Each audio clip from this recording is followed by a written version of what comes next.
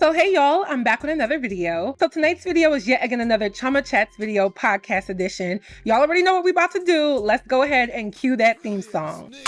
Chioma Chats, Chioma Chats, Chioma Chats, Chioma Chats, Chioma Chats, say Chioma Chats, Chioma Chats, Chioma Chats, say Chioma Chats, Chioma Chats, say Chioma Chats, Chioma Chats, say grab a snack and bring it back. Hey, it's Chioma Chats, it's Chioma Chats, hey, hey, get it.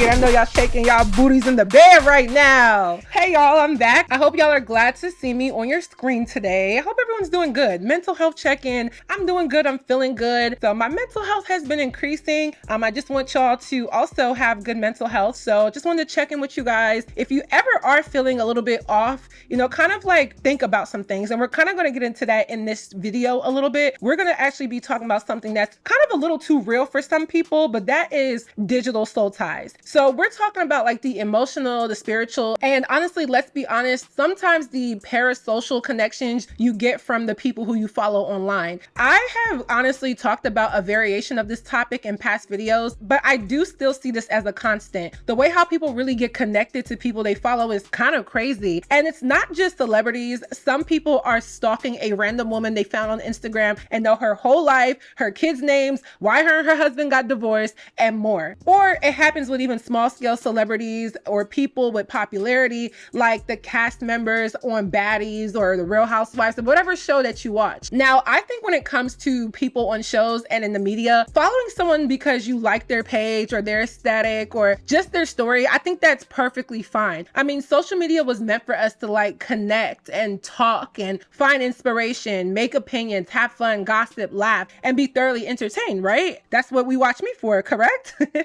That's not an issue, but y'all know there's always a group of people who take their infatuation with their faves that they follow a bit further. And we have got to think about if we're actually healing with these people or even trauma bonding with them through a screen. So I wanted to talk about this because I have noticed how attached society can get to people's stories or their virality, and it's kind of a pattern that I've also seen. So I've broken this video down into 3 main talking points. So without further ado, let's get right into this video. Y'all, I cannot believe it took me this long to start taking a multivitamin, but I am so glad I found Ritual. So this is essential for women 18 plus by Ritual. It is a clean, high quality multivitamin designed for women aged 18 to 49, and it helps fill key nutrient gaps in your diet. I also got the essential for men 18 plus because I wanted my boyfriend to join me on my health journey, and we both are in our 20s, which is the perfect time to get consistent with taking a multivitamin. And we both really enjoy these. So I take 2 of these daily. They're mint essence and super gentle on my stomach, which means I can take them with or without food and not even have to worry about it. I started taking Ritual a few weeks ago because I wanted to be more intentional about my health. Y'all know I'm currently competing for a pageant title, so my health and fitness journey is in high priority right now. And what really sold me was how transparent they are. They're made traceable, so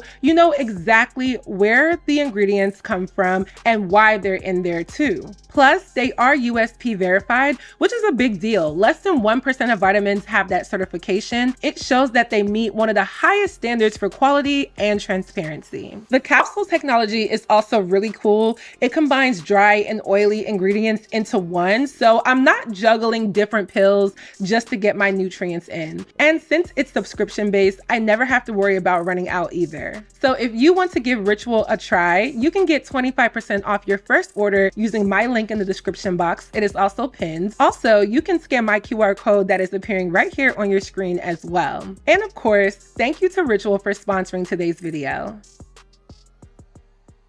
So my first talking point is discussing trauma-based content, which I think is how digital soul ties are even formed. Why is it that some of us feel closer to a TikToker crying in their car or on their bed or whatever than we do to our own friends? Like, really sit with that for a second. I think though it is because we're in this digital era of trauma-centered storytelling. And don't get me wrong, there is a lot of power in vulnerability. I think sharing what you've dealt with as an individual is very relatable. There's power in the shared experience, of course. But baby girl, some of y'all are forming soul ties with complete Strangers, because you saw them sobbing over their ex in a get ready with me video. And it does make me kind of question like how people get attached to people. I do think relatability in trauma is powerful when its purpose is to actually relate, right? But when the amount of women who watch all 100 parts of the Risa Tisa Who the F Did I Marry story, and then they were invested beyond consumption, when I saw that, I was like,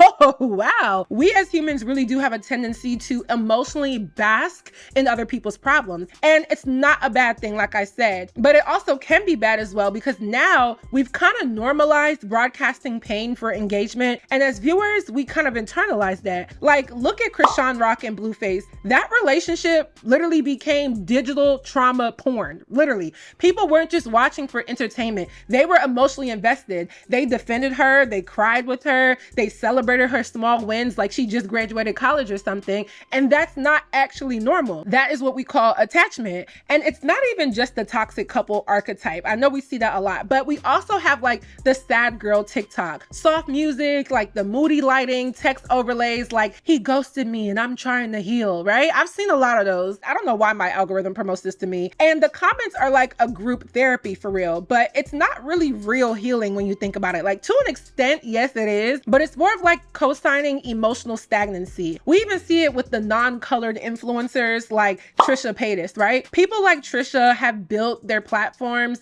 off of like the unfiltered, unprocessed foolishness, honestly.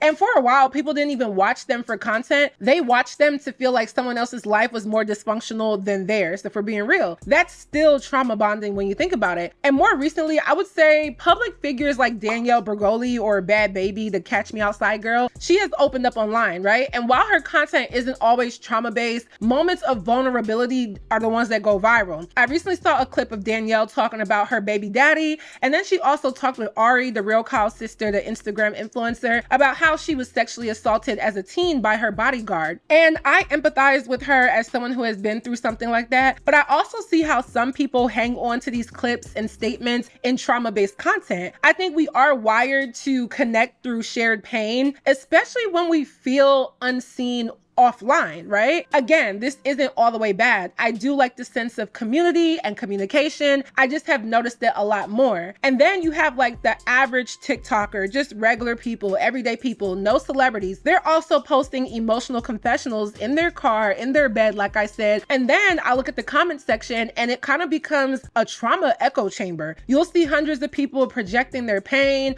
finding solace in strangers. And the only thing bad I can say about stuff like this is that it doesn't always promote growth or resolution. When you keep consuming that kind of content with no filter, it starts to kind of rewire your baseline for your connections mentally. You start craving it. You start mistaking it for healing. And that right there is definitely an issue.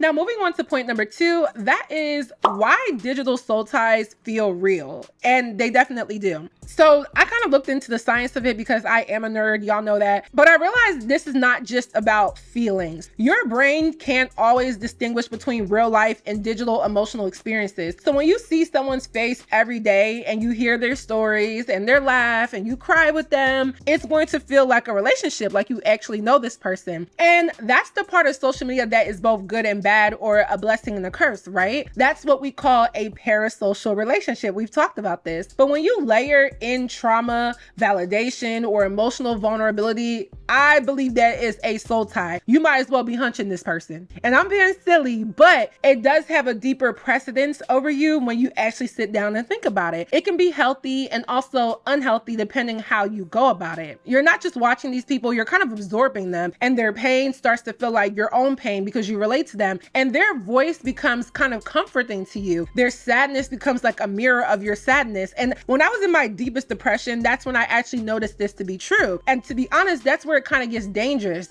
I do think us as a generation, this generation of people, do have a problem with attachment and detachment. We're more attached to our phones and the strangers we follow and see on a daily basis, where some people may know more about someone that doesn't even know them for real. And then even if you follow someone for basic reasons, some people just don't know how to detach. Even with me doing YouTube, I follow the blogs that report on people in the media. And I think when I first started doing commentary, I had more of an attachment to these people, honestly. And as I've gotten older, I've had to like really rewire my brain to say, this is just a job. I don't follow many celebrities or mainstream influencers for a reason. Think about certain creators who have overshared online and how people have latched onto them during vulnerable moments. But when those same creators kind of pivot or set boundaries, then their followers feel like they've been betrayed. And I don't believe that's really a fandom. I think that actually becomes like emotional dependence on somebody. And as much as celebrities and creators and public figures have a right to their privacy, I think the response to them kind of forming those boundaries do mess with some people. Have y'all ever felt like emotionally exhausted after scrolling too long? Or you maybe feel low because a creator that you're following is kind of going through something and you kind of like put that in you? That is not solely empathy to me. You may have an emotional entertainment entanglement, which is what I'm gonna call it. But basically, again, a digital soul tie. And especially when you're not healed with whatever you're going through, when you're lonely or you're grieving and you're processing heartbreak, whatever it may be, it is very easy to cling to someone online who feels like a reflection of your pain. And I get that. I think that's part of humanity and being emotional beings as is. It feels comforting, but comfort can also be codependency in disguise. Some TikTok therapists, from my research, of course, they kind of call it emotional enmeshment. Like you're living through someone else's trauma because it's easier than unpacking your own trauma. And the algorithm does not help with this at all. The algorithm will flood your feed with more content that matches that emotional vibration. You have to be very careful. Everything's very spiritual, y'all. So the algorithm might be like a digital devil if you really think that hard enough about it, but I'm not going to even go that deep, okay? But just being real, I think some of these creators are stuck too. They're not honestly healing themselves. They've kind of found this thing that they can garner followers and engagement because people do like to tune in to see somebody's life going downhill. And they're kind of reliving their pain over and over again for likes and for views and for validation. I think that's kind of why the whole Krishan and Blueface thing went on for so long. And if you're not careful, you can get stuck right in that same loop right with them. Now, moving on to point number 3, breaking the bond. Okay, so how do you kind of reclaim your peace? I really did look into this because I do feel like social media is a bit scary with how attached people are to these people that they don't even know. I do think it can be healthy, but it can also be unhealthy, like I said. So just moving into this last point, it really is that breaking the bond is kind of necessary for some people. People have to know how to reclaim their peace. And I'm really speaking about this because, again, like I said, I've been here when it came to the internet. I've been on YouTube for almost 11 years. I'll be 11 years on YouTube this December. And I started when I was 17. So I've had my ups and downs as both a user of the internet and also a content creator. So I had to ask, like, how do I stop this? And this is like a while back that I did this work. You know, I'm definitely really good with this now. But I also had to like see how am I supposed to reclaim my peace and stop tying my healing journey to people who don't even know my name, right? And I think that really goes for a lot of people in Gen Z, particularly the younger half of Gen Z, as well as the upcoming Gen Alpha. And I thought about it, and I think that people have got to start by asking yourself a certain amount of questions. And the number one question is the content I'm consuming helping me evolve, or is it keeping me stuck right here in my pain? And you have to be honest too. Don't be lying to yourself. And this does not mean that you have to unfollow everyone who's ever shared a vulnerable post. Like, no, of course not. But it does mean that you have to be very mindful. You have to set boundaries. You have to mute accounts that leave you feeling very heavy. People are not protecting their emotional and spiritual well-being, and you definitely have to. It's a very chaotic world that we live in. But I need people to start being a lot more intentional about what you allow into your mental space. Unfollow influencers who feel like emotional anchors. Unfollow those people from your past or that you know, like from high school, who are always posting something bad is happening to them. Like all of those cryptic pain messages. Let go of your exes that you still stalk because you're hoping that the breakup is going to help motivate you. And let me say that one again, because I know there's a few of y'all that I'm talking to, right? I'm talking to some of you. Let go of your ex that you still stalk on social media. That is not healing. It's definitely delaying what you really could be doing. Reclaiming your peace means curating your digital world the same way that you would